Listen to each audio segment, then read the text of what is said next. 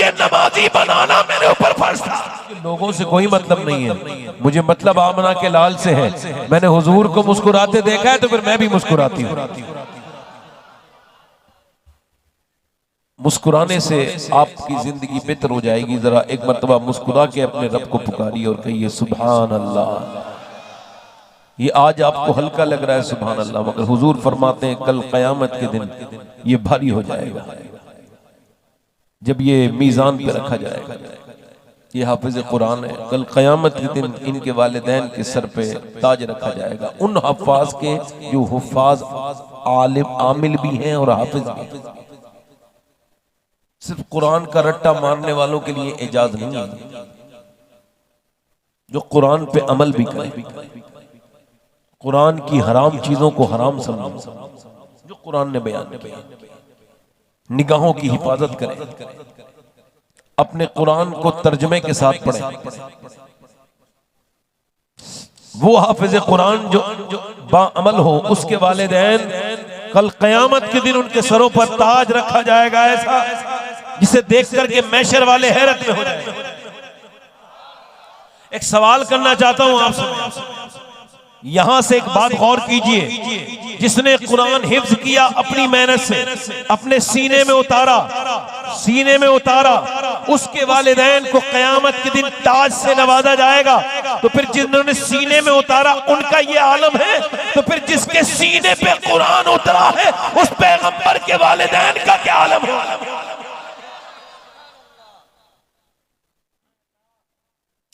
उस मेरे रसूल के सैयदना अब्दुल्ला के सर पे कौन सा ताज रखा जाएगा जिस पे कुरान उतरा है? माशाल्लाह बड़े अच्छे लोग हैं आप। जरा एक मर्तबा नींद आपकी चली जाएगी, भाग जाएगी, दोनों हाथ उठा के बोलो लब्बैक या रसूल अल्लाह। नौजवान में कभी अभी आ रहा था तो मैंने देखा कि रास्तों में नौजवान लड़के और लड़कियां खड़ी हैं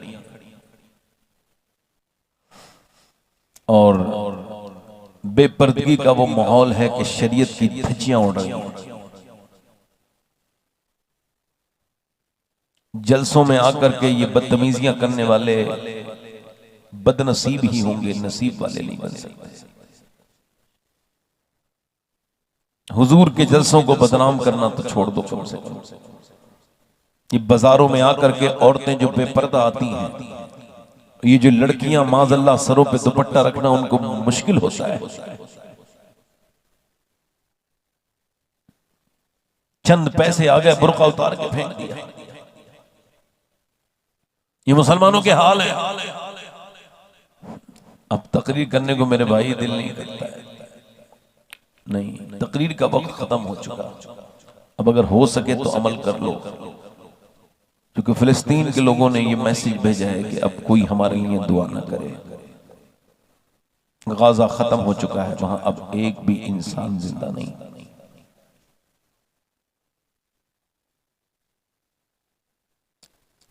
ऐसे बम मारे गए कि लाशें उड़ गई उनकी बिल्डिंगों से ऊपर। वो ये कहते हैं हमारे लिए दुआ ना करो, अब अपने बारे में तौबा करो। तुमने जैसे खानों पे चलना शुरू किया है, तुम्हारी शादियों में, ब्याहों में, तुम खाने जिसे खाते हो उसी पे चलते हो। इतने बेशर्म। अपने घर एक बोटी भी छोड़ते नहीं। जब बारात में जाते हो, शादी में जाते हो, तो तुम बोटियां फेंक देते हो। ये बर्बादी की आपको अलामत बताता। खैर, मुझे तकरीर तो करनी है। मेरे भाई जितने बैठे हैं, आप सबका मैं नौकर हूं, खिदमत करने आया हूं। और देखो, मेरी कोई हैसियत नहीं है, औकात नहीं है। इन्होंने मेरे बारे में क्या कहा है बंगाली में, मुझे तो यही नहीं पता। मेरा ही ऐलान कर रहे थे। जब मौलाना ने ऐलान मेरी तरफ माइक बढ़ाया तब मैं समझा कि ये मेरा ही ऐलान हुआ है, वरना मैं बंगाली जबान नहीं जानता। ये वालो भाषे वगैरह तो जानता हूँ कि ये भालो यानी अच्छा है। अब अच्छा ही लफ्ज़ सीखा है भाई हमने, इसकी कोई बुराई नहीं सीखी। ये भी आप लोग बोलते रहते हैं, तो बड़ी मीठी जबान है। मुझे तो मक्के मदीने में बड़े बंगाल के लोग मिलते हैं, तो उनको देख करके अल्हम्दुलिल्लाह बड़ा रश्क आता है कि हम लोग वहां मदीने आते हैं, ये मदीने में रहते हैं। अल्लाह ताला आप सबको सलामत रखे, खुशियां अता करे। मैं 2-3 शेर पढ़ना चाह रहा था, इस वजह से कि थोड़ा सा और आप जाग जाएंगे, इस वजह से पढ़ना चाहता हूँ। तो जो लोग सुनना चाहते हैं वो दोनों हाथ उठा के बोलो लब्बैक या रसूल अल्लाह। जब उनका करम होगा तैबा में जाना है। मदीने से बुलावा आएगा तो ना, कचहरी से बुलावा आ रहा है, खूब जमीनें लिखी जा रही हैं। इंसान बड़ा बेवकूफ है, बड़ा समझदार बनता है मगर बड़ा बेवकूफ है। मस्जिद में दुआ करके जाता है, या अल्लाह मुझे मदीना दिखा दे। हाँ, फिर 10 लाख रुपए बैंक में जमा करके आके फिर वही दुआ। बोले वही हज करने क्यों नहीं जा रहे, हज फर्ज है। बोले पहले और काम निबट जाए। कुछ लोग बच्चों की शादियां करके जाना चाहते हैं, है ना? मतलब उनका अकीदा ये है कि बच्चों की शादी नहीं होगी, हज कर लिया। इतनी बुरी चीज है ये हज, माज़अल्लाह है। क्या समझ रहे हो उस मतलब? इस मतलब निकल रहा, समझ में आ रहा है आपके? नहीं।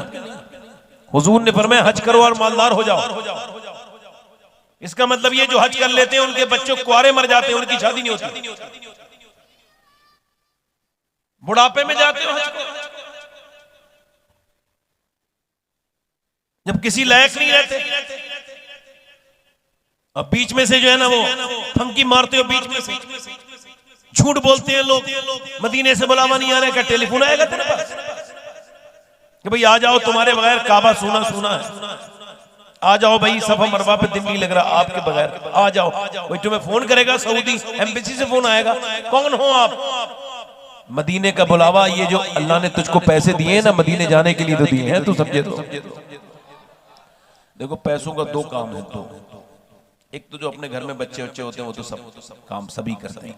मेरे हिसाब से पैसे का 2 काम है, इसको खर्च करके जन्नत कमाओ, गरीबों को देखो, परेशान हालों को देखो, और दूसरा इससे मदीना देख के आओ।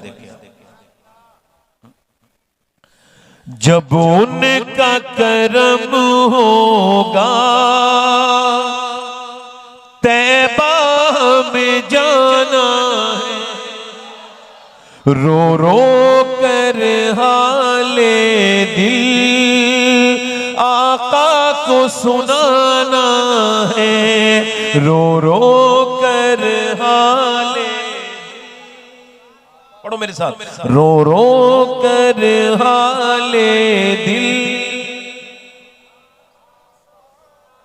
इसलिए कमाते हैं, इसलिए कमाना है, इसलिए कमाते हैं, इसलिए कमाना है। अब सारी उम्र तैबा आना और जाना, अब सारी उम्र तैबा। एक शेर और सुना देता हूं। जन्नत जिसे कहते हैं हम देख के आए, जन्नत जिसे कहते हैं हम देख के आए हैं। एक प्यारा सा ऊंचा है गुंबद वो सुहाना, एक प्यारा सा। एक शेर और याद आ रहा है, कहो तो पढ़ दूं? बहुत अच्छा सुन रहे हो, जोर से बोलो सुभान अल्लाह। एक सुन्नी दुनिया से जा रहा है, कहां से?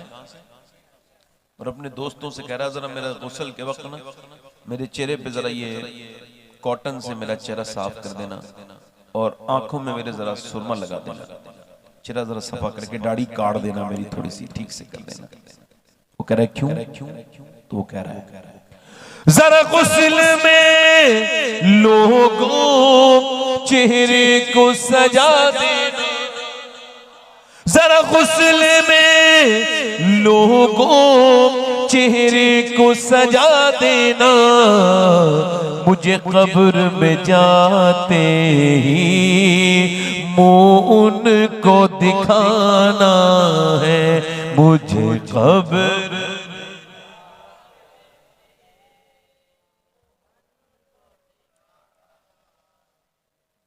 अल्लाह के रसूल फरमाते हैं हर नमाज को आखिरी समझ के पढ़ो। इसका मतलब क्या है? अगर किसी नमाज पढ़ने वाले से कह दिया जाए कि बस ये आखिरी नमाज है, इसके बाद तुम्हें सजदा करने की तौफीक, तो कैसा सजदा करेगा वो? रोएगा ना, तौबा करेगा ना। हुजूर फरमाते हैं हर नमाज को अगर हर आखिरी समझ के पढ़ी जा सकती है तो हर तकरीर भी आखिरी समझ के की जा सकती है। और अगर करने वाला ये समझ सकता है, ये फील कर सकता है कि उसकी जिंदगी की ये आखिरी तकरीर हो रही है, तो फिर सुनने वालों में भी कुछ लोग ऐसे होंगे जो अपनी जिंदगी की आखिरी तकरीर सुन रहे होंगे। और कोई साहब जाना चाहते हैं जल्दी से चले जाएं,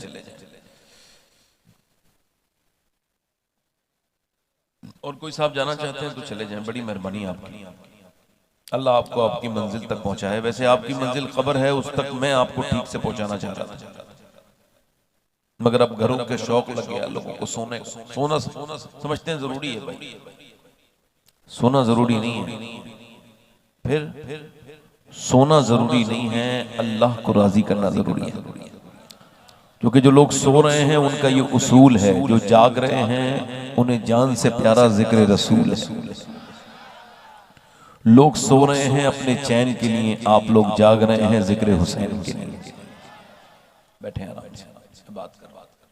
हो सकता है कि यहां पर कोई बंदा ऐसा बैठा हो जो जिंदगी की अपनी आखिरी तकरीर सुन रहा हो। इसके बाद मेरी बहनों में कोई बहन बैठी हो, मेरा भाई कोई ऐसा बैठा हो जो इस तकरीर के बाद फिर तकरीर, इस नसीहत के बाद फिर उसको नसीहत सुनने हैं। तो मेरे भाइयों, जब कोई ऐसे सुनता है तो फिर अपने कासे खोल के बैठा करो, ये कह के बैठा करो। अल्लाह के रसूल फरमाते हैं जन्नत में कयामत के दिन जन्नती जा रहे होंगे, तो जब सुनने वाले जा रहे होंगे तो सुनाने वाले कहेंगे तुम कैसे जन्नत में जा रहे हो? तो वो सुनने वाले कहेंगे अरे तुम्हारी बातों पे अमल करके ही तो जा रहे हैं। तो कहेंगे हाय अफसोस, हमने कहा मगर अमल नहीं।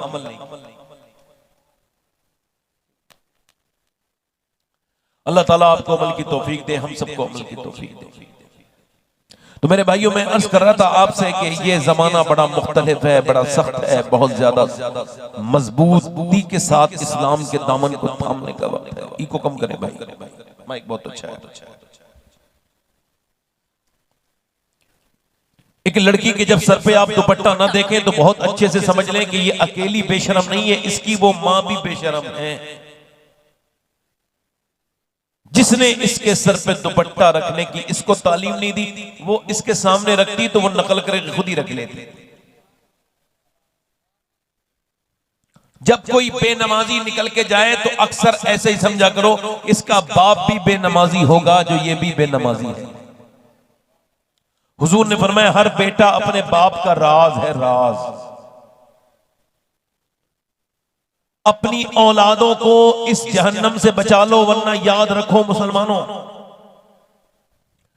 दास्तानें मिटने में वक्त नहीं लगता, दास्तानें लिखने में वक्त लगता है, मिटने में वक्त नहीं लगता।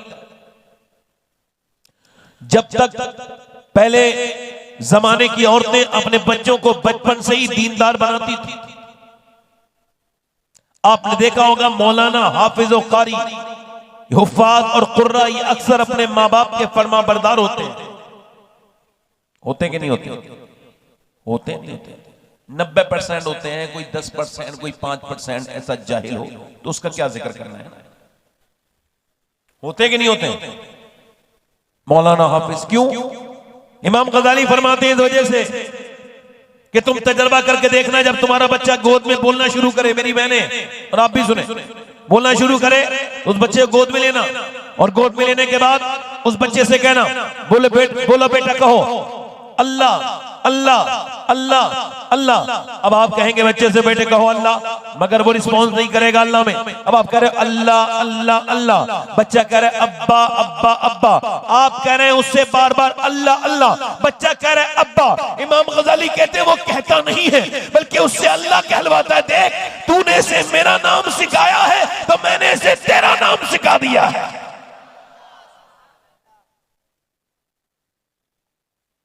बच्चे बड़े हो के अगर तुम्हारे नाफरमान बने तो फिर अब अपने गिरेबान में झांकना कि तुमने अपने रब की कितनी फरमाबरदारी की। पहले बचपन से बच्चों को समझाते थे, तालीम देते थे। बचपन से माँ अपने बच्चों को गाने और नहीं सुनाती थी। माँ अपने बच्चों को, पहले के जमाने में मोबाइल नहीं थे, पहले के जमाने में माएं अपने बच्चों को मोबाइल दे के चुप नहीं करती थी, बल्कि वो हुजूर की बातें सुनाती थी। सैयदा दाई हलीमा की बातें बताती थी, हुजूर के बचपन की बातें बताती थी। मुझे मेरी वालिदा ने जो बातें बचपन में बताई थी, अब तो इस बात को तकरीबन 30 साल से ज्यादा गुजर गए, मुझे आज भी वैसे ही याद है जैसे उन्होंने मुझे याद कराई थी। जब वो ये कहती थी कि लड़ना नहीं चाहिए, हमारे नबी कभी लड़ते नहीं थे। अल्लाह का शुक्र है मेरी 37 साल की उम्र लड़ाई किसी से नहीं हुई। मां अगर कोई घुट्टी पिला दे तो उसका असर मरते दम तक रहता है।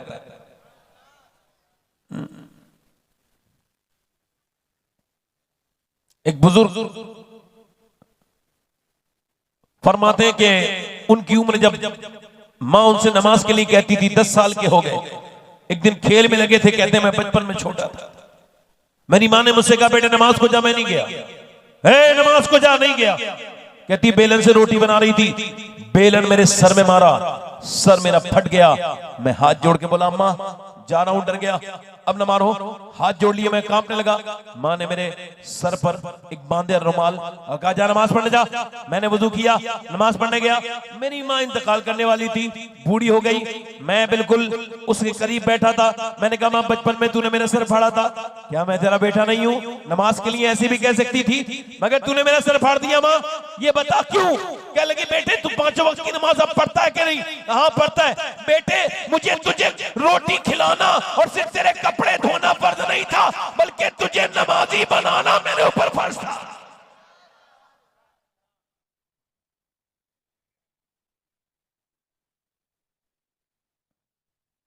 इसी वजह से पहले के लोग औरतें सही देख के लाते थे। शादी जब करते थे तो देखते थे दीनदार। बोलो गलत कह रहा हूं सही कह रहा हूं?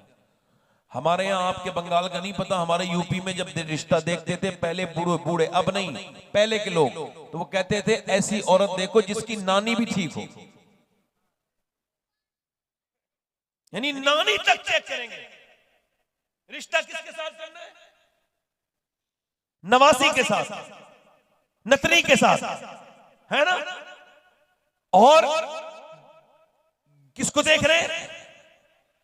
अब तो नहीं देखता मालदार आदमी किसकी नानी का क्या बैकग्राउंड है, किसकी मां कैसी गुजरी है। अब तो खाली पैसे वाले की लड़कियों के खूब रिश्ते आते हैं, गरीबों की लड़कियां पढ़ी लिखी नेक बैठी हैं, उनके रिश्ते नहीं आते।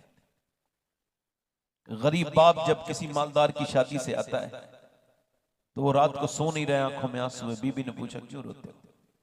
नींद नहीं आ रही? क्या लगे कैसे रो, कैसे सो? 3 बेटियां जवान सीने पे बैठी हैं और मैं 800-900 रुपए कमाता हूं, वो खर्च हो जाते हैं रोज के खाने में, दुनिया के खर्चों में। कहां से पैसे लाके अपनी बेटी की शादी करूंगा? बेटियां बोझ बन गई, हमने बना दी। बेटियों के लिए हमने जुल्म किया।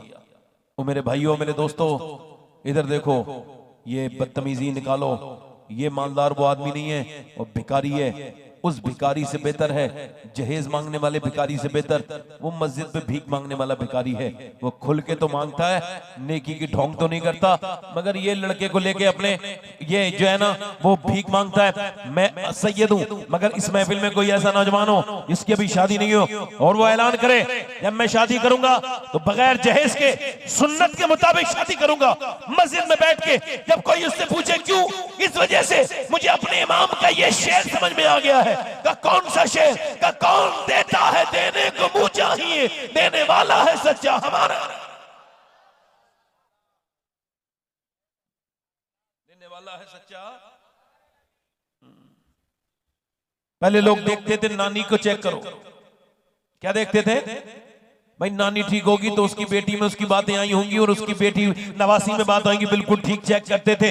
इस्लाम भी यही कहता है कि अगर देखना है तो नानी जरूर देखो।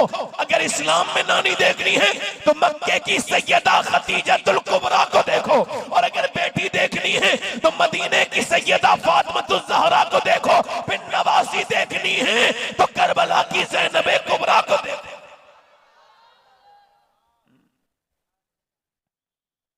एक औरत अगर अच्छी आ जाए तो घर बन जाए, और एक अगर खराब आ जाए तो घर बिगड़ जाए, पूरे खानदान की इज्जत खाक में मिला दे, मिट्टी में मिला दे। गैर मुनक़सिम हिंदुस्तान में एक चौधरी थे, उनकी शादी हुई दूसरी। 100 बीघा जमीन, 1000 बीघा जमीन है। कितनी बीघा जमीन? 1000। 100 नौकर रहते हैं चौधरी के पास, 2 बीबियां हैं। उसने तीसरी शादी कर ली, तीसरी बीबी उसे ठीक मिली। कभी कभी बीबी ठीक मिलती है, इसको तीसरी ठीक मिली। क्यों? क्योंकि वो नमाज पढ़ती थी, उसके घर में सब नमाजी। देखो कैमरे वाले आगे बैठा करो तो बोला भी करो, आप अच्छे लोग हो, क्योंकि आपसे कोई झगड़ा करके अपनी बेइज्जती थोड़ी करवाएगा। आप इतना खराब खराब लिख देते हो, इतना खराब खराब आदमी को बदनाम करते हो। आप नहीं करते हो, जो करते हो नहीं कह रहा हूं। अगर आप में भी कुछ लोग ऐसे बैठे हो जो हुजूर के जलसे की बदनामी के बाद कुछ सब्सक्राइबर बढ़वा लें, यकीनन उन्होंने बड़े घाटे का सौदा किया है। मोमिन का ऐब छुपाना चाहिए था।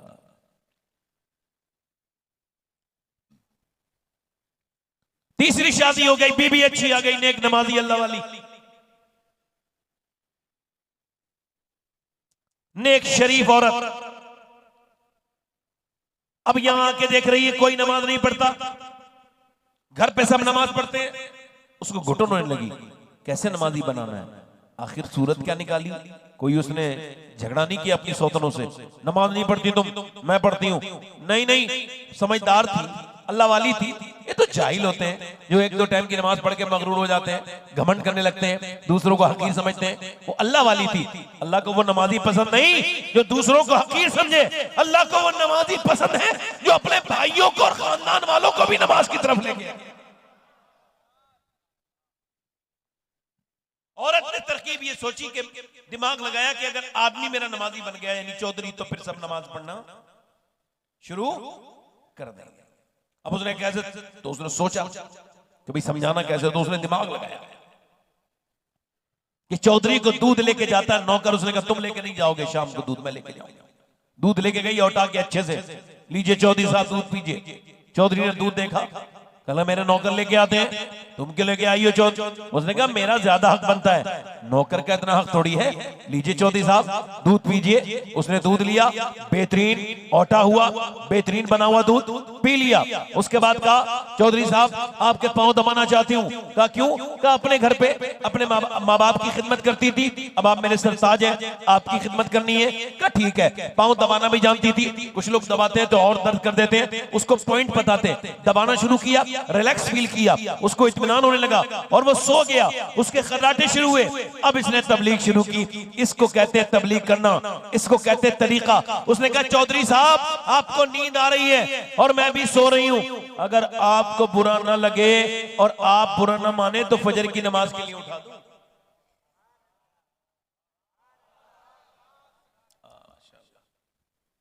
एक तो चौधरी, दूसरा मर्द।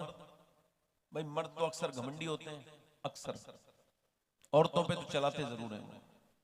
एक साहब बंबई से आए, घर पे आके बीवी से लड़ ली है। क्यों लड़े? पानी नहीं दिया मेरी बीवी ने। मैं कहा तुम बंबई से आए, उठ के पी लेते, 5 कदम दूर पानी था। कहने लगे बात ये जहां दादागिरी चलती है चलाने में मजा आता है। हुजूर ने फरमाया तुम में बेहतर वो है जो अपनी बीवी के लिए बेहतर है। बोलो तो सही यार। तकरीर आदमी करता नहीं, लोग करवाते हैं। आप इतने खामोश हो कि मैं थोड़ी देर के बाद फिर खत्म ही करके चले जाऊंगा। अगर आप बोलोगे तो फिर मैं आपके सामने अपनी पूरी जितनी भी मैं जानता हूं सब बयान करूंगा। मगर अगर इस तरह से खामोश रहोगे तो रात में मुझे आपकी कमेटी ने बिठा लाया, मैं खुद नहीं बैठा हूं। ये आप इतने थके हुए हो तो आपसे ज्यादा मैं थका हुआ। आप तो सो भी लिए होगे, मुझे तो पता ही नहीं कब मैं सुकून से सोया था, और शायद कब सोऊंगा तो कब्र में इंशाअल्लाह अल्लाह चाहेगा, और वो राजी हो गया तो कब्र में मर के उनके इश्क में आराम से सोना मिला। जान की तस्कीर है जो है वो उल्फत रसूलुल्लाह की।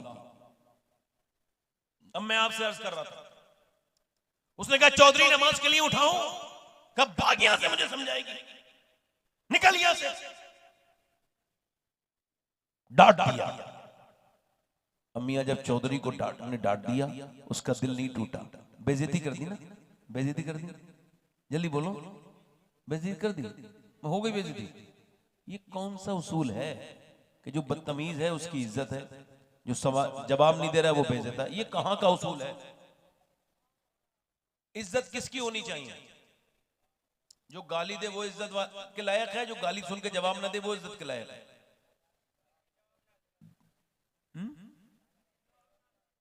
और हमारे यहाँ इज्जत किस किस भाव बिक रही है? हमारे यहाँ क्या भाव चल रहा है? ये जिहालत है, जाहिलों का रिवाज है ये। वरना खुदा की कसम अल्लाह ने उस अबू जहल को इज्जत नहीं दी जो गालियां बकता था, अल्लाह ने उस अबू बकर को इज्जत दी जो गालियां सुन के जवाब नहीं देता। समझ आ रही नहीं आपको? उसने कहा चौधरी नमाज के लिए मैं भाग यहां से, चली गई, अल्लाह वाली थी, दिल नहीं टूटा, दिल पे नहीं लिया। दूसरे दिन भी आई, लीजिए चौधरी साहब दूध, फिर दूध में आ गई, फिर नमाज के लिए कहोगी। कहा चौधरी साहब थोड़ा मुझे रुकिए, तो थोड़ा सा सब्र तो कीजिए, आप इतनी जल्दी नाराज क्यों हो जाते हैं, मैं देखूंगी, फिलहाल मेरे हक तो मत मारिए, लीजिए दूध पीजिए। उसने जो है ना वो दूध ले लिया और पिया। पीने के बाद बोली पाँव दबाना चाहती हूँ, क्या नमाज के लिए? क्या देखूंगी, नहीं कहूंगी। नमाज उसने पैर दबाती रही, दबाती रही, दबाती रही। देखा कि चौधरी सोने लगा, फिर इसने हल्के से कहा चौधरी सो रहे हैं? उसने हाँ नहू कहूं करा भरा आवाज हल्की से दी। कहा फिर मैं भी जा रही हूँ, मुझे भी नींद आ रही है, अगर आप बुरा ना माने, गुस्सा ना करें, चौधरी साहब जरा जलाल ना फरमाएं, और जरा आप नाराज ना हो तो फजर की नमाज पढ़ने के लिए उठा दो, लफ्ज पूरे नहीं हुए हैं। एक जोर से जन्नाटेदार लात उसके लगी, वो ऊपर से नीचे गिरी पलंग से, पत्थर में मुंह लगा, जाके मुंह फट गया, उसके खून के कतरे नीचे को गिरने लगे, सर में चोट लगी, नीचे गिरी, मुंह फट गया, मुंह से खून के कतरे नीचे गिरे, जख्म हो गया, होंठ फटा, मगर कुछ नहीं बोली। न जाने कितनी नेक औरत थी वो, उसकी वो माँ कितनी नेक होगी जिसने ऐसी बेटी की परवरिश की, उसका बाप कितना नेक होगा। एक भी लफ्ज नहीं बोली, ये नहीं बोली मैं तो तुझे सिर्फ नमाज के लिए कह रही हूँ, तू मुझे मारता क्यों, कुछ नहीं, सिर्फ अपना बर्तन उठाया चली गई। फिर दूसरे दिन भी आई, फिर गाली खाई, रास्ता नहीं छोड़ा, आती रही जाती रही, अल्लाह की रहमतों से उम्मीद लगाती रही। कई हफ्तों के बाद चौधरी ने एक दिन कहा, ये बता मैं तुझे गालियां देता हूं, मारता हूं, धक्के देता हूं, फिर भी तू आती है, पिटती है, गालियां खाती है, क्या बात है? कहने लगी चौधरी साहब बात ये है, तुझे किस बात का लालच है? चौधरी की बेटी है, बड़े घर से तेरा ताल्लुक है। कहने लगी चौधरी साहब बात ये है कि मैं नमक हराम नहीं हूं, नमक हलाल हूं, तेरा नमक खाती हूं, तू बेनमाजी रहेगा। नबी फरमाते हैं जब बेनमाजी मरने वाला होगा, इतनी प्यास लगेगी उसको, 7 समंदर का पानी पिला दिया जाए, उसकी प्यास नहीं बुझेगी जो अपने रब के सामने झुकता नहीं था। और ऐ चौधरी बेनमाजी, कयामत के दिन फिरौन, नमरूद और दुश्मनाने खुदा के साथ खड़ा होगा, और बेनमाजी चौधरी कयामत के दिन जहन्नम में जाएगा। बस इसी लालच में तुझसे पिटती हूं कि अगर तू बेनमाजी रहा तो मेरे बच्चे भी जहन्नम में जाएंगे, बता मैं कैसे बर्दाश्त करूंगी। बस इसीलिए तेरी मार खाती हूं, तेरी ठोकरें खाती हूं, मुझे और कोई लालच नहीं, बस यही लालच है कि मेरा आदमी नमाजी बन जाए, मुझे और कोई लालच नहीं है। चौधरी के दिल में रहम आया, कह लगा सुबह तू मुझे ना उठाना, मैं सुबह तुझको उठाऊंगा। सुबह फजर की नमाज में दोनों मियां बीवी उठ गए, उठा दिया चौधरी ने, और फिर वुजू किया, सजदे में गए। जब औरत सजदे में गई तो फिर फूट पड़ी अपने मालिक के तई, अपने मालिक के कुर्ब में। मेरी बहनों, तुम तो सजदा नहीं करती, मगर सजदे से बड़े बड़े काम बन जाते हैं, बिगड़े हुए काम सजदे बनाते हैं। सजदे में जाकर के कहा, मालिक तुझको खबर है तेरी बंदी कितनी पिटी है, कितनी गालियां और कितनी ठोकरें उसने खाई हैं। मैं कमजोर हूं, मेरी कोई हैसियत और औकात नहीं, ना मैं दिलों को बदलने की ताकत रखती हूँ, सारी ताकतें तेरे पास हैं। मौला पिटी हूँ, तू बेहतरीन कदरदान है, तुझे पता है तेरी बंदी कितनी पिटी है तब ये यहाँ तक आया है। कितने धक्के मालिक, यहाँ तक लाना मेरा काम था, इसको कबूल कर लेना मैं तेरा काम है। मालिक मेरे आदमी के दिल को बदल दे। ऐसी रोई, अल्लाह के फजल से, अल्लाह के फजल से चौधरी का दिल बदला। फिर उसने तहज्जुद तक की नमाज नहीं छोड़ी, अपने घर में एक बड़ी सी मस्जिद बनवाई, 100 नौकर नमाजी, उसकी बीवियां नमाजी, बच्चे नमाजी। उसने हर बस्ती में अपने इलाके की एक मस्जिद अपने पैसे से बनवाई। एक बस्ती में एक मस्जिद, इलाके में नमाजियों की लहर दौड़ गई। एक बाबरकत औरत ने पूरे इलाके में नमाजियों की लहर दौड़ा दी। एक औरत ने पूरे इलाके को नमाजी बना दिया। एक औरत ने, सुनो, जब इन दोनों के दरमियान बच्चा पैदा हुआ तो कोई आम बच्चा नहीं था, बल्कि अल्लाह का वली बन के पैदा हुआ। उस बच्चे का नाम था सुल्तान मोहम्मद बाहू। उसी ने कहा था, तस्बीह फिरी पर दिल नहीं फिरिया, की लेना तस्बीह पढ़ के हूं, इल्म पढ़ा पर अदब न सीखिया, की लेना इल्म नु पढ़ के हूं। जब माँ बाप नमाज पढ़ते हैं पंजाब में तो बेटा कुतुब अल्लाह का वली से सुल्तान बाहू बनता है। जब माँ बाप नमाज पढ़ते हैं जब बंगाल में तो बेटा अलाउल हक मंडवी बनता है। जब माँ बाप नमाज पढ़ते हैं यूपी में तो बेटा अहमद रजा आला हजरत बनता है। जब माँ बाप नमाज पढ़ते हैं मोइनुद्दीन हसन चिश्ती के तो बेटा गरीब नवाज हिंदल वली बनता है। जब माँ बाप सजदा करते हैं अब्दुल कादर जिलानी के तो बेटा गौसे आजम बनता है। और जब माँ बाप नमाज पढ़ते हैं मदीने में तो हुसैन फिर करबला के मैदान से अर्ज करते हैं, मेरी माँ फातिमा आप जब भूखी प्यासी सजदा करती थी तो ईशा में सजदा करती थी, फजर में सर उठा भी लेती थी, मगर आपका बेटा हुसैन सर सजदे में रखेगा करबला के मैदान में और उठाएगा मैदान क़यामत में। नारे तकबीर, नारे रिसालत, नारे रिसालत, जश्ने दस्तारे हिफ्ज, जश्ने दस्तारे हिफ्ज, नारे तकबीर, नारे रिसालत। एक औरत अगर चाहे तो क्या क्या न कर सकती, वो मुसल्ला बिछाए तो उसको फुर्सत है गीबत करने के लिए, उसको फुर्सत है मोबाइल देखने के लिए, उसको फुर्सत है अपनी सहेलियों के पास बैठ के फालतू गप्पे लगाने के लिए, उस पर फुर्सत नहीं है कुरान पढ़ने के लिए। मेरे भाइयों, मेरे दोस्तों, याद रखना, इकबाल ने कहा कितनी खूबसूरत घर बना लो लोगों, बन नहीं रहे खूबसूरत घर। पहले कच्चे मकान थे, है ना, ईमान बगैर पक्के थे। कच्चे मकानों की मिट्टी से खुशबू आती थी, आज पक्के मकान है। इकबाल कहता है कितनी खूबसूरत घर बना लो, ये टाइल्स यहाँ लगाओ, वो टाइल्स यहाँ लगा लो, ये खूबसूरत टाइल्स ये लगाओ, ये बाथरूम की है, ये किचन की है, ये पत्थर यहाँ लगेगा। इकबाल कहता है कितनी खूबसूरत घर बना लो, मगर वो घर बर्बाद होने से नहीं बच सकता जिसमें हुजूर की बेटी सैयदा फातिमा का जिक्र नहीं होता। क्यों? क्योंकि घर बनता है औरत से, बोलो, औरत से बनता है, और औरत बनी है हया से, और हया है सैयदा फातिमा ज़हरा से। ये बताओ, अगर हया होती, माँ ने हया सिखाई होती, तो इसमें जो आपके मेलों में जो लड़कियां 10 साल की, 15 साल की, 18 साल की, 20 साल की, जिनके सरों पे दुपट्टे नहीं है, ये घूम रही होती हैं? बोलो, हैं? बचपन में अगर माँ सिखा दे तो खुदा की कसम। एक आदमी से मैंने कहा, अपनी बेटी, तुम्हारी बेटी, आज से 14 साल पहले की बात बता रहा हूं, तुम्हारी बेटी जीन्स पहन रही है शादी में। मैंने कहा 10 साल की हो गई, उसे समझाओ। कहने लगे आप अपना काम कीजिए, मेरे चक्कर में मत पड़िए आप, मेरे घर में बोलने वाले आप कौन होते हैं? बुरा मान गया, मैं कुछ नहीं बोला। मैं कहा एक दिन भूखे में आज़ाब भुगतेगा तू। और क्या हुआ? फिर 14-12 साल के बाद वही आदमी अपनी बेटी के सामने बैठा है थाने में और कहता है मेरी इज्जत बचा ले, मेरी बेटी वो गैर है, हमारा नहीं है, हमारे मजहब का नहीं है, तू बेटी हमारी इज्जत बचा ले, चल घर को चल। बेटी कहने लगी बाप तूने वक्त लगा दिया, समझाने में देर कर दी,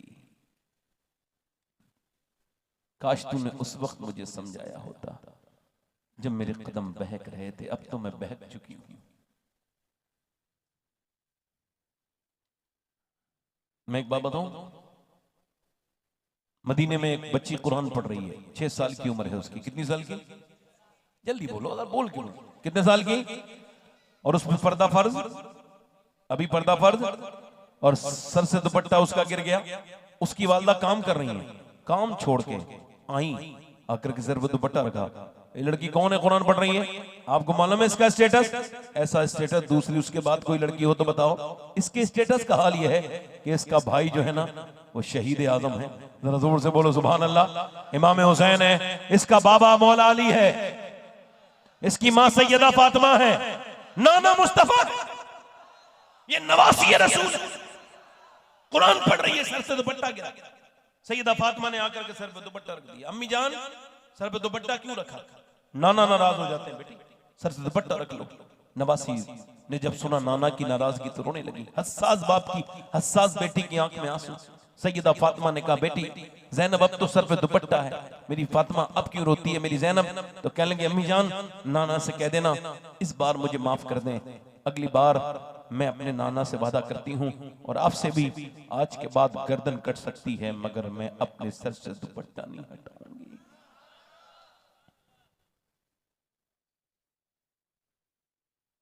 उनका पड़ोसी कहता है कि 15 साल मैंने सैयदा ज़ैनब के साथ पड़ोस में रहा, मगर मैंने कभी पर्दे में भी निकलते नहीं देखा। हुजूर की नवासी को पर्दे में भी नहीं निकलते देखा। ओहो, इंतकाल का वक्त है। उनके शौहर कहते हैं, मैंने कहा ज़ैनब, वो कहता है हकीम चेहरा देख के दवा देगा, और इस हाल में मजबूरी में चेहरा दिखाना जायज है, दिखा दो चेहरा। तो नवासी मुस्तफा ने जवाब दिया जायज तो है, मगर मैं कैसे दिखाऊं, मैंने फातिमा का दूध पिया है।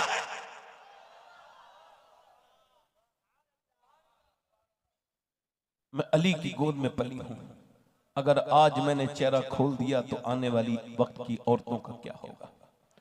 हुआ यही है मियाँ, बड़े बड़े फला हैं, मैं किसी का नाम नहीं लेता। ये बड़े बड़े पीरों की लड़कियों के डांस वाले वीडियो जब वायरल हुए तो पता चला अंदर दीन नहीं था।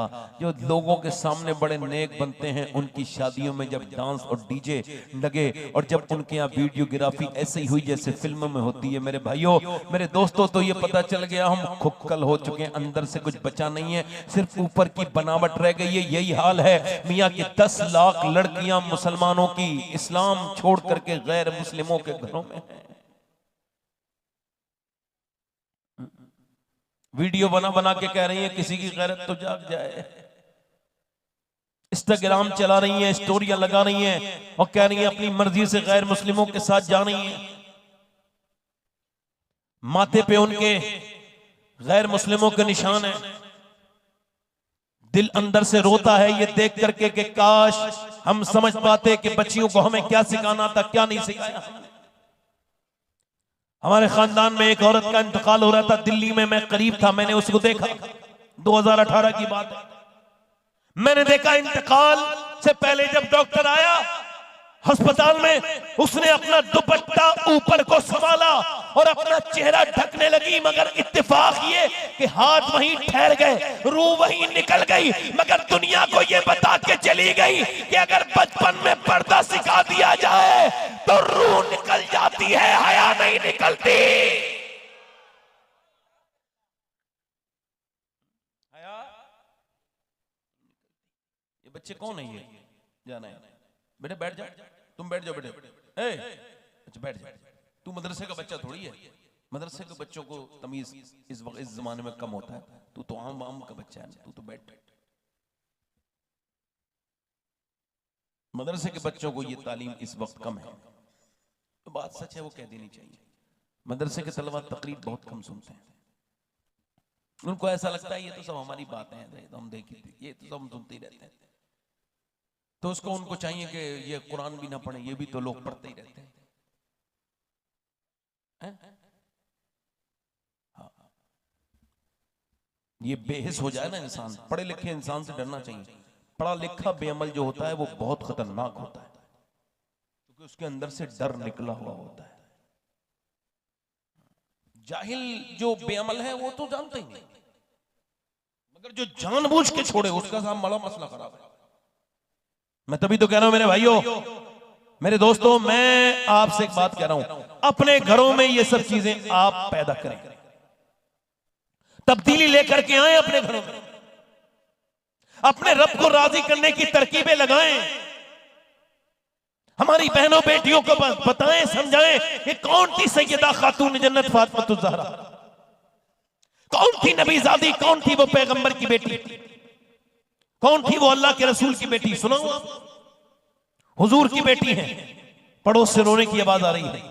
आजकल की औरतों में हम्बलनेस खत्म हो गई, मदद करने का मादा खत्म हो गया, अपने सास की खिदमत नहीं करेंगी, अपने ससुर की नहीं करेंगी, उनका ख्याल नहीं रखेंगी, बल्कि उनके कहेंगी हम बड़े बाप की बेटी है, हम तो किसी का काम नहीं करेंगे, हम तो किसी की मदद।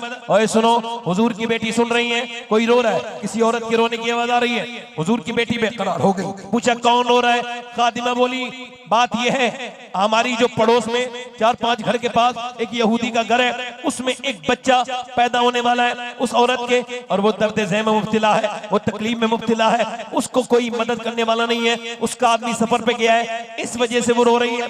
हुजूर की बेटी ने एकदम अपनी चादर संभाली और चली गई उसके घर, और वो तड़प रही है, मचल रही है, दर्द ज़ह में मुब्तला है।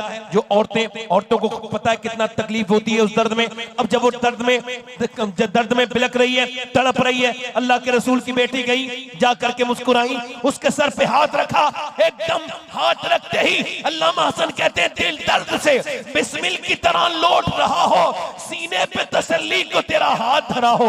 हाथ रखते ही बच्चा डिलीवर हो गया। बच्चा जैसे ही आया, हुजूर की बेटी ने गोद में ले लिया, उसके बाद उसकी नाल वगैरह कटवाई, उसके बाद उसको नहला दिया, फिर उस औरत के यहां सफाई कर झाड़ू लगा दी। जल्दी बोलो, जल्दी बोलो। उसके बाद उस औरत से कहा ला तेरे घर में खाना बना, तू तो अकेली है, तेरा शौहर आएगा तो क्या खाना खाएगा। कहने लगी बड़ा जालिम है, मगर आप कैसे बनाएंगी, मेरे घर में आटा नहीं है। फरमाया जो होंगे ला मुझे दे दे, मैं पीस लेती।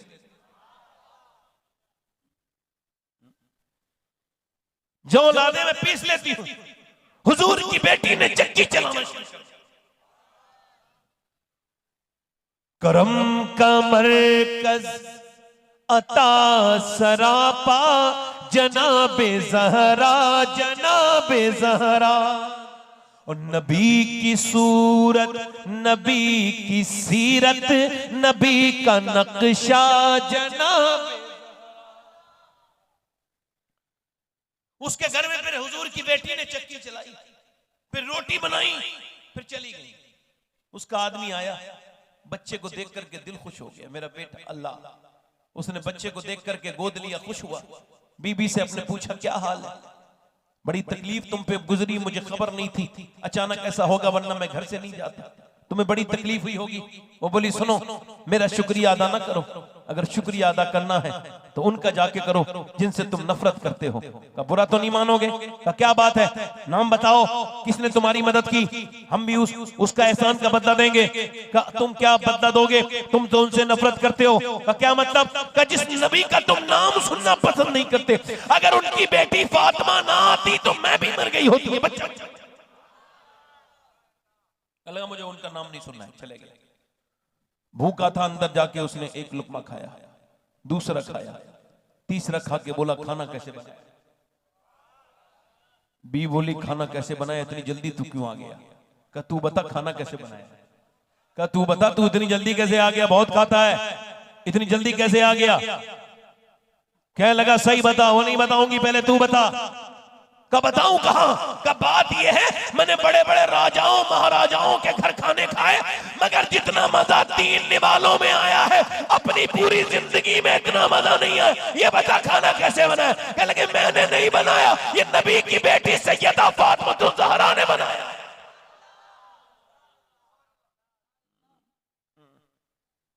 अल्लाह अकबर। जैसे ही उसने लुक़मे खाए तो आंखों में आंसू आ गए, बैठ गया, रोने लगा। औरत ने उठाया तो उठ के गया हुजूर की बेटी के दरवाजे पे। बोले आप मेरे घर थोड़ी गई थी, मेरे घर इस्लाम चला गया। जरा जोर से बोले सुभान अल्लाह। आपने मेरे बच्चे को नहलाया नहीं, मेरी नस्ल को पाक कर दिया। आपने मेरे घर में झाड़ू नहीं लगाई, मेरा दिल साफ कर दिया। नबी ज़ाती आप गवाह हो जाएं कि आपके कदमों की बरकत से एक खानदान कलमा पढ़ के आपके अब्बा का गुलाम बन गया।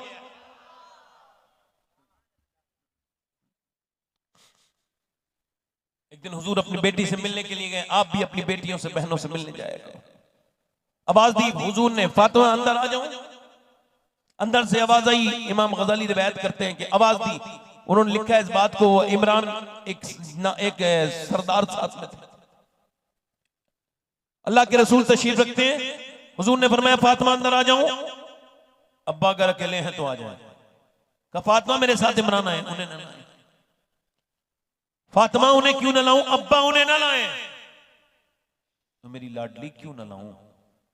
अंदर से आवाज आई, अब्बा आपकी बेटी के पास इतने कपड़े नहीं है वो किसी दूसरे मर्द से पर्दा कर सके।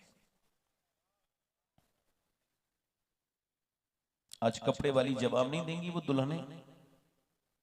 एक बात बताओ, मैं कल आ रहा था तो मैंने देखा खूब झंडे लगे हुए मुसलमानों के घरों पे, सुन्नियों के ना, हरे हरे झंडे, है ना। अच्छी बात है, झंडे लगाना चाहिए, इससे पता चलता है आशिक रसूल का घर है। मगर झंडे कुछ बड़े बड़े भी हो रहे हैं। अब तो हर साल झंडों की तादाद बढ़ रही है। मैं सोचता हुआ आ रहा था, या अल्लाह ये क्या कर रहे हैं मुसलमान। झंडे हर घर पे बढ़ रहे हैं, कपड़ा बढ़ रहा है, लंबे और चौड़े हो रहे हैं। मुझे बताओ ये झंडे इतने बढ़ रहे हैं और औरतों के जिस्म के कपड़े घट रहे हैं। अरे अल्लाह के रसूल झंडों से राजी नहीं होंगे बल्कि पर्दे से राजी होंगे।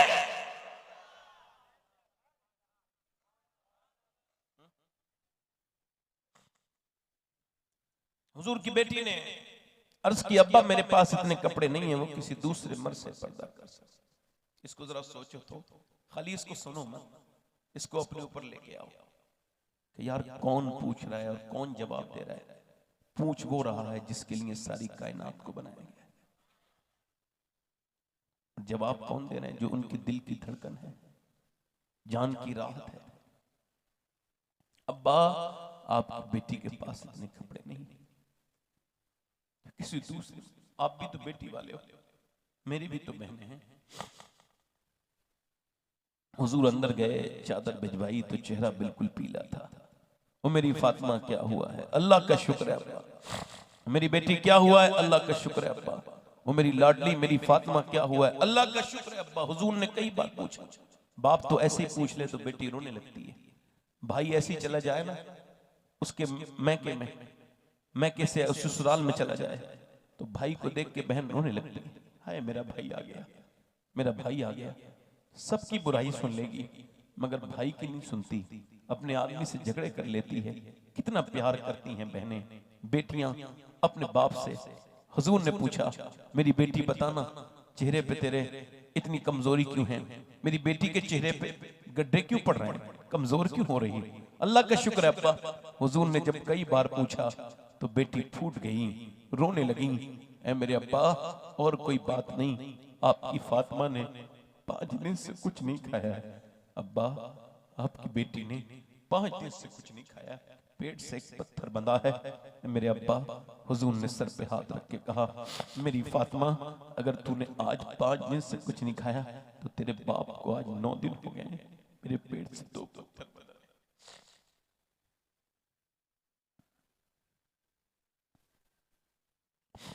ये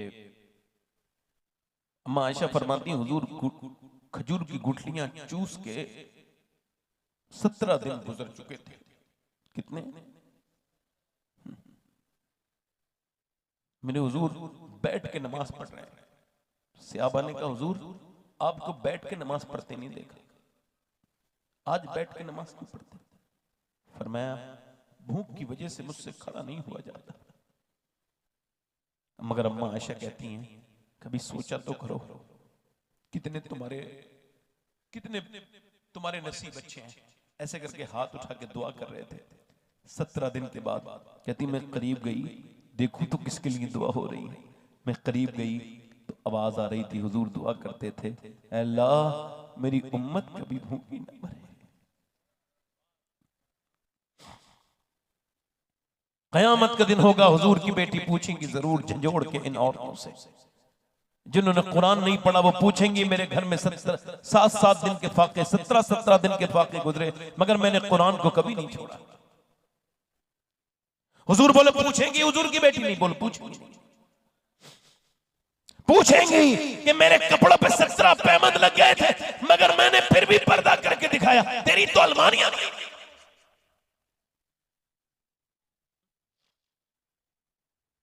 क्या जवाब दोगे मेरे भाइयों? मेरे दोस्तों, ये जवानियां खत्म हो जाएंगी। इधर देखो मेरे भाइयों, नौजवानों, आपसे गुजारिश कर रहा हूं, ये जिन लड़कों से, उन लड़कों से गुजारिश कर रहा हूं, जिन लड़कों से जिनके मोबाइलों में, जिनके हाथों में मोबाइल है, जिन्हें मोबाइल ने बर्बाद कर दिया, कहीं का ना छोड़ा, इनकी तन्हाइयां बर्बाद कर दी। कुछ नहीं बचा नौजवानों के आंखों में। क्या बचा है बोलो, ये बताओ। एक हाफिज कुरान है, वो आया है हजरत इमाम हसन बसरी के पास, कहने लगा हुजूर मैं बर्बाद हो गया। क्या हुआ? उससे ज्यादा पक्का कुरान किसी को याद नहीं था उसके शहर में, मगर कहने लगा हुजूर बात ये, कल एक लड़की का पीछा कर रहा था, उसने मुझे पलट के देखा और कहा तू मुसलमान है और मुसलमान लड़की को पीछा करता है, शर्म नहीं आती तुझे? अल्लाह अकबर। कहने लगे उसकी बातें मेरे दिल पे ऐसे असर की। उसके बाद हुजूर अब मैं कुरान पढ़ना चाहता हूं, तो मेरा अल्लाह ने मेरा कुरान छीन लिया, पूरा कुरान सीने से निकल गया, एक आयत तक याद नहीं। हुजूर मेरे लिए दुआ कर दें, अभी सिर्फ मेरा रब नाराज हुआ है तो उसने मेरा कुरान छीना है, कहीं मेरा ईमान खत्म ना हो जाए और मेरा कुरान वापस आ जाए। हुजूर मैं तौबा करता हूँ। मैं पूछना चाहता हूँ मेरे भाइयों, किसके पास ईमान है, किसके पास नहीं है?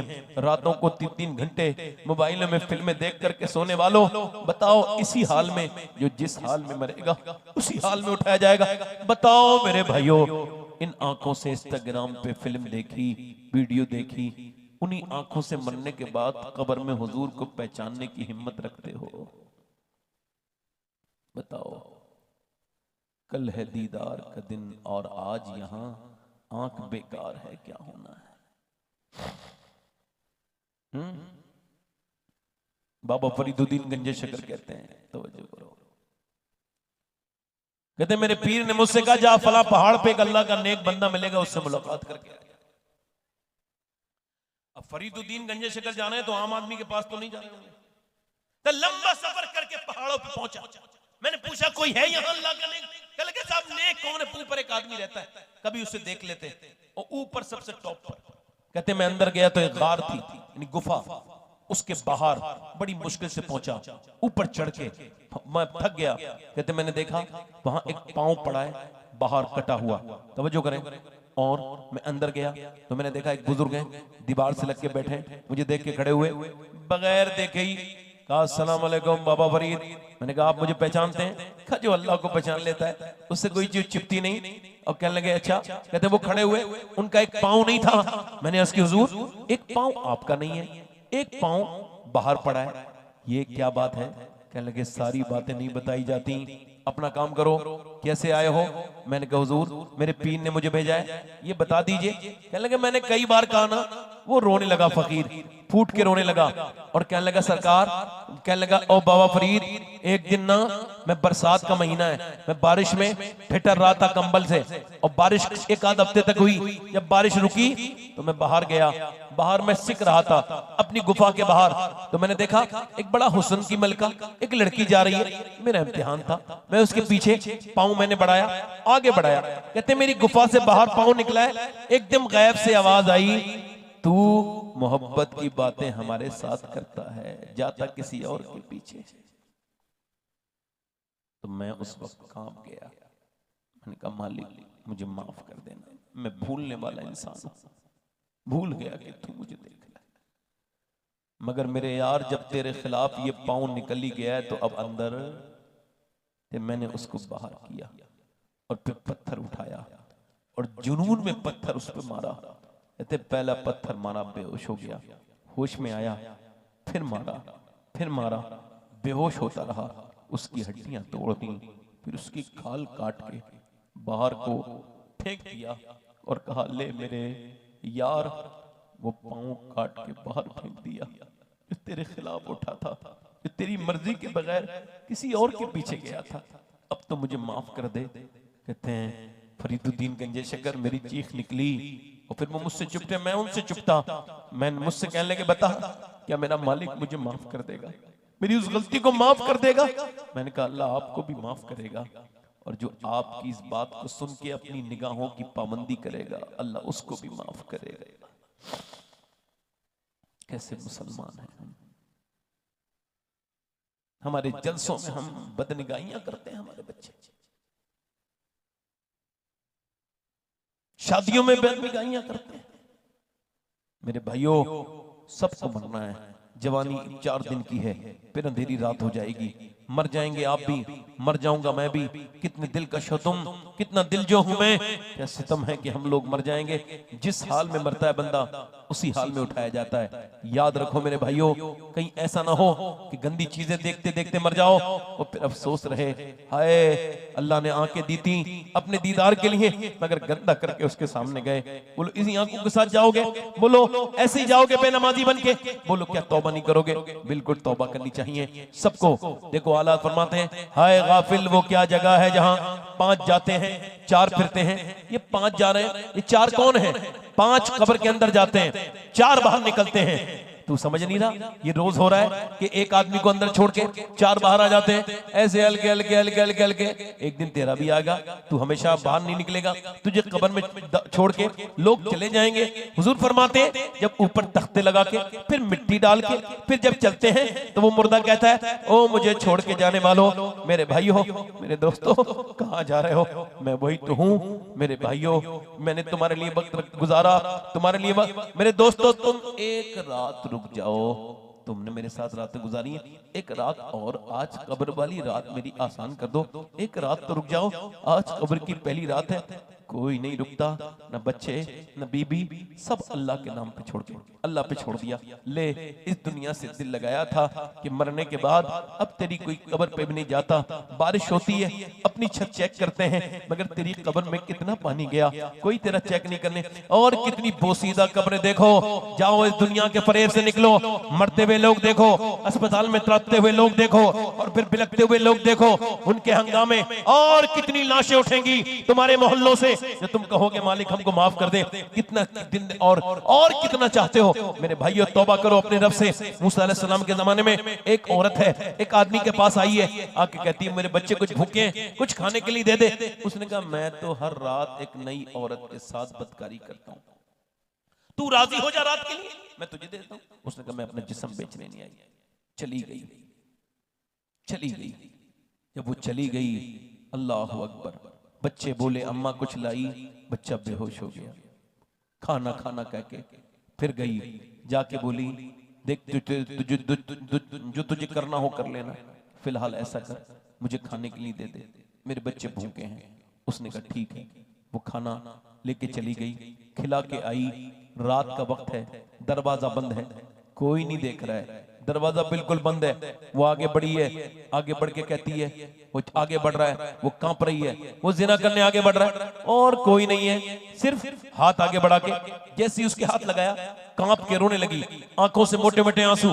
रोती क्यों है? पैसे नहीं दिए तुझे, क्यों रो रही है? कहने लगी पैसा सब कुछ थोड़ी होता है, ईमान भी कुछ होता है। तो क्या मतलब? जब मैं सजदा करती हूँ तब भी अल्लाह देखता है, आज जब मैं तेरे साथ जिना करवाने आई हूँ तब भी अल्लाह देख रहा है, मेरा रब मुझे देख रहा है। तो मैं उससे यही कह रही हूँ ए बेपनाह ताकत वाले, मैं कमजोर हूँ, बहुत ज्यादा कमजोर हूँ, तू करम करने वाला है। देख मेरे बच्चे भूखे थे, इस वजह से ये मैंने बदकारी के लिए राजी हुई हूँ। तू बेहतरीन जानता है, जानने वाला है कि तेरी बंदी कभी बदकारी नहीं की। ऐ मेरे मालिक आज माफ कर देना, तेरी बंदी मजबूर है, अपने बच्चों की भूख की खातिर मैं ममता से मजबूर माना होती, कभी ऐसा न करती। रोई रोई ऐसे रोई, उसके रोने से अल्लाह ने उसका दिल बदल दिया। वो उसकी तरफ देखने लगा, बोला तू कितनी नेक है, इतनी परेशानी में डरती है, जा तूने मेरी आंख खोल दी, मैं तुझे बहन बनाता हूँ, ये पैसे ले। वो तो चली गई, अल्लाह ने उसकी इज्जत बचाई, वो चली गई। इस सजदे में जाके बोला, मालिक एक रात आई थी, हाथ तक नहीं लगाया, और मैंने तो कितनी औरतों की इज्जतें लूटी हैं, मालिक मेरी तरह बदकार कोई नहीं, तेरे जैसा करीम भी कोई नहीं, मुझे माफ कर दे। फूट फूट के रोया, सो गया। सुबह को दरवाजे पे दस्तक हुई, कहने लगे कौन? का दरवाजा खोलो। दरवाजा खुला, सामने जो बुजुर्ग खड़े थे उन्होंने कहा मेरा नाम मूसा है, अल्लाह ने तुझे सलाम भेजा है। मूसा चेक कर लो, चेक कर लो, मैं इस इलाके का सबसे घटिया आदमी हूं, मैंने सिवाय गुनाह की जिंदगी में कुछ नहीं किया, इज्जतें लूटी, कपड़े फाड़े औरतों के, मुझे मेरा अल्लाह माफ नहीं करेगा। मूसा ने कहा कोई बात हुई है? रात वाली बात बता के रोने लगा। मूसा ने उसके सर पे हाथ रख के कहा सुन, अल्लाह ने मुझे भेजा है और कहा है जा मूसा मेरे बंदे से कहना वो जो रात छुप छुप के रो रहा था उसके रब ने उसे माफ कर दिया है। अल्लाह फरमाता है मेरे बंदे तू सबके सामने रोता है, मेरे सामने क्यों नहीं रोता? बोलना मेरे भाई, एक बार इतना रो ले कि तेरी आंख का आंसू तेरे गाल तक ढलक के आ जाए, मैं तेरे सारे गुनाह माफ कर दूंगा। देखो मेरे भाइयों, मौत नजदीक है, कब्र सबकी तुम्हें पुकार रही है। आओ अपने मेरी बहनों से आज ये गुजारिश कर रहा हूं, मैं अभी मदीने से आया हूं, एक मुझे हफ्ता डेढ़ हफ्ता हुआ है, 2 हफ्ते डेढ़ हफ्ता हुआ है, 29 मार्च को आया हूं, आज जो है वो 8 अप्रैल है और मैं अभी 22 को इंशाल्लाह हज पे फिर जा रहा हूं। मेरी बहनें अगर आज मुझसे वादा करें, और अल्लाह का शुक्र है मैं सैयद हूं, मगर फिर भी ये वसीयत मैंने कर दी है कि जब मैं मरूं मेरे मरने के बाद अगर कोई एक जूती ला सके उन फलस्तीनी लड़कियों में से किसी एक की जो ये बयान देख के दुनिया से गई हैं कि जब हम सोते हैं तो रात को बुर्का ओढ़ के सोते हैं, क्यों? क्योंकि जब बम गिरते हैं तो सुबह को लाशें निकलती हैं, ये सोच के बुर्का ओढ़ के सो जाते हैं कि जब हमारे घरों पे लाशें बम गिरे और जब लाशें निकले मलबे में से तो पर्दे में होनी चाहिए, बेपर्दा नहीं होनी चाहिए। तो मैं अपनी बहनों से गुजारिश करता हूँ, फलस्तीन की लड़कियों ने पर्दे नहीं छोड़े, दुनिया छोड़ दी, जन्नत में चली गई वो। मेरी बहनों अगर तुम भी वादा करो कि आज से तुम भी हर हाल में अपनी बच्चियों को हुजूर की बेटी सैयदा फातिमा की वफादार बनाओगी, तो मैं आप सबका सलाम सैयदा खातून जन्नत की बारगाह में पेश कर दूंगा। हाथ उठा के बताओ कितने लोग ऐसे हैं जो हुजूर के नाम पे जान दे सकते हैं? दोनों हाथ उठा के बताओ इस महफिल में, हुजूर के नाम पे जो जान दे सकते हैं, दोनों हाथ ऊपर उठा, जान दे सकते हैं हुजूर के नाम पे? नीचे हाथ कर। जो जान दे सकता है कुछ भी कर सकता है, कुछ भी कर सकता है ना। अब एक दूसरे की तरफ न देखना, मुस्कुराना नहीं। कितने लोग ऐसे हैं जो आज से हुजूर के नाम पे जान भी दे देंगे और आज से हुजूर के नाम पे पूरी दाढ़ी भी रखा लेंगे। इस महफिल में खड़े हो जाएं, जो हुजूर के नाम पे दाढ़ी रखाएं पूरी, वो खड़े हो जाए। आ जाओ, इधर आ जाओ, बाहर आ जाओ, बाहर। 100 शहीदों का सवाब है एक सुन्नत पे। एक दूसरे की तरफ ना देखना, मुस्कुराना नहीं। इधर आ जाओ, जो पूरी सुन्नत रखाएं। अच्छी लड़कियों से अगर शादी करनी हो तो शादी से पहले दाढ़ी रखा लो। शादी से पहले दाढ़ी रखा लो। क्यों? क्योंकि कोई भी बिगड़ी हुई लड़की खराब लड़की से बचने के लिए यही एक तरीका है। कोई भी खराब लड़की दाढ़ी वाला पसंद नहीं करती, दाढ़ी वाला वही पसंद करती है जिसे मदीने वाला पसंद है। कोई 5वां आशिक रसूल जो सुन्नत रसूल के लिए खड़ा हो जाए, पंजतन पाक का मानने वाला, सुन्नत रसूल के लिए जो खड़ा हो जाए, अपने चेहरे पर आज से सुन्नत रसूल रखाए। है कोई आशिक रसूल? दाढ़ी कटाना मुड़ाना एक बराबर है। एक मुट्ठी जो आज से पूरी दाढ़ी रखाए वो इस महफिल में खड़ा हो जाए। है कोई पंजतन का मांगने वाला 5वां? इधर से कहीं से आओ। है कोई और? आओ, 6 हो गए। कोई है 7वां आशिक रसूल इस मजलिस रसूल में? आगे पीछे से कोई मुसलमान हुजूर की सुन्नत रखने वाला? आओ, कोई आशिक रसूल हो तो आए। आओ आओ, इधर आओ। सुभान अल्लाह बोलो, सुभान अल्लाह। अपने दामाने शफात में छुपाए रखना, मेरे सरकार मेरी बात बना। और मैंने माना कि निकम्मा हूं मगर आप कहूं, मुझ निकम्मे को भी सरकार निभाए रखना। खड़े रहो, ऐसे खड़े रहो, खड़े रहो। 1 2 3 4 5 6 7 8 हो गए, 8 हो गए ना। 2 आशिक रसूल और आ जाएं जो सुन्नत रसूल की पाबंदी करें। 2 इमाम हुसैन की 10वीं होगी जो 2 आएंगे। पहले एक कौन नौजवान है खुश नसीब जो पहले आएगा, जो पूरी सुन्नत रखाएगा, दाढ़ी सुन्नत रसूल है। आओ आओ, सुभान अल्लाह, तौबा करो, आ जाओ आ जाओ। ये हो गए, कितने हो गए भाई? अब 10वां आशिक रसूल है कोई? 10वां, आ जाओ आ जाओ, सुभान अल्लाह। ये 10 हो गए। 11वीं गौस पाक की करने वाला 11वां आशिक रसूल भी आ जाए। क्या नाम? मदरसा मदीनतुल उलूम की बहारें हैं। ये बच्चे 3 हैं माशाअल्लाह। इन मदारिस के आप साथ रहेंगे तो अल्लाह आपका साथ देगा। ये कितने हो गए भाई? 10 हो गए ना। अब 11वीं वाला गौस पाक का आशिक कोई 11वीं वाला वो भी आ जाए, सुन्नत रसूल लगाने वाला है कोई नौजवान भाई मेरा दोस्त जो आज तौबा करे? आ गया मेरा भाई। अब 12वीं वाला भी आ जाए, 12वीं वाला, 12वां आशिक रसूल। हाँ, मेरे सरकार की 12वीं वाला। एक आशिक रसूल और हो कोई? देखो कौन है वो खुश नसीब जिसके दिल में आ तो रही। याद रखो हर तरक्की हुजूर की कदमों से होके जाती है। आओ आओ,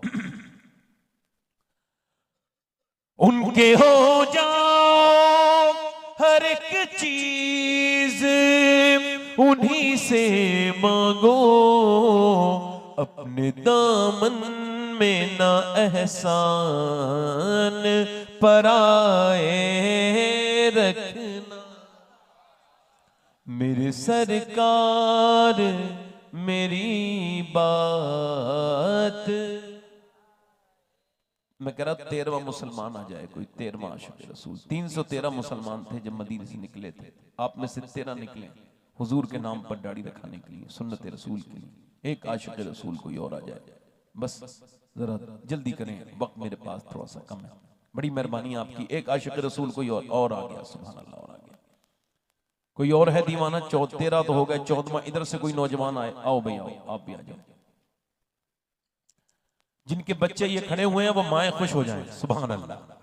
ये हुजूर का वफादार बनेगा तो तुम्हारा भी बनेगा।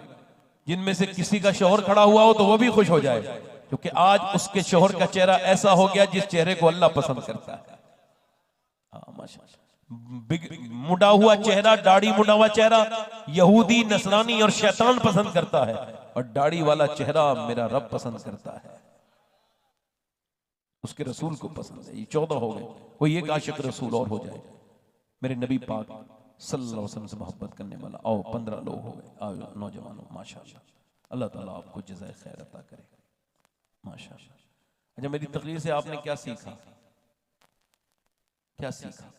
घरों में औरतें दीनदार, और जब कोई परेशानी आए तो सजदा करो। क्या करो? और जितना रोना हो अल्लाह के सामने रो के देखो। लोगों के सामने बहुत रो लियो, आज से अपना मिजाज बदलो, ये तरीका बदलो। जब भी कोई परेशानी आए अपने रब के सामने झुक जाओ, रो लो, इंशाअल्लाह आसानी हो जाएगी। हाथ ऊपर कर लो, मेरे साथ वादा करो, वादा करो, इंशाअल्लाह वादा करते हैं आज के बाद उलमा को गवाह बनाकर न दाढ़ी कटाएंगे न मुड़ाएंगे, इंशाअल्लाह पूरी रखाएंगे 5 वक्त की नमाज के साथ, इंशाअल्लाह है, इंशाअल्लाह है।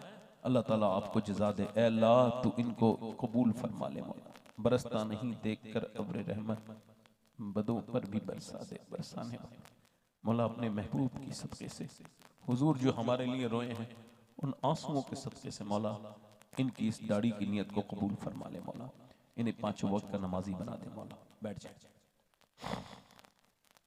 अपनी बहन बेटी को पर्दे के लिए कौन कौन कहेगा इंशाल्लाह? दोनों हाथ उठा के वादा करें इंशाल्लाह। जो भी अपनी बहन बेटी माँ को भी टोकेगा पर्दे के लिए, दोनों हाथ उठा के वादा करो इंशाल्लाह। कहेंगे इंशाल्लाह? फर्ज है आप पर, कहोगे इंशाल्लाह? फर्ज है इंशाल्लाह, कहोगे? अपनी बहन बेटियों के लिए कहोगे इंशाल्लाह? अल्लाह आप सबको सलामत रखे, बाकरामत रखे। नमाज की पाबंदी करेंगे इंशाल्लाह।